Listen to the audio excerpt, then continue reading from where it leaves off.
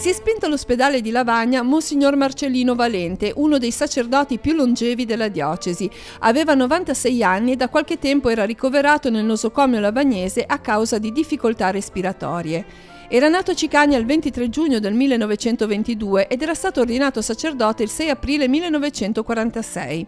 Nei primi anni della sua missione pastorale aveva ricoperto l'incarico di curato a Cogorno ed economo del seminario. In questo ruolo aveva collaborato con l'allora rettore Monsignor Paolo Botto.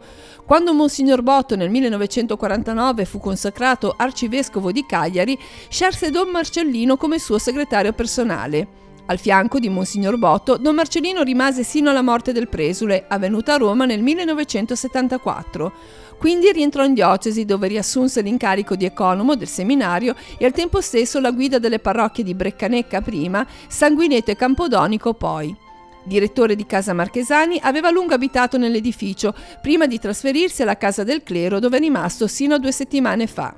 Don Marcellino aveva ricevuto il dono di vivere un lungo ministero sacerdotale durate oltre 72 anni, con lo spirito e il carattere di un uomo mite, affidato al Signore, pastore umile e sorridente. Così aveva scherzato in occasione della festa per il suo 60° di sacerdozio. Ricordano quello che uno ha avuto, ricordano quello che uno ha fatto, ricordano anche quello che uno magari non ha fatto, anche quello. Comunque tutto insieme, tutta gloria di Dio.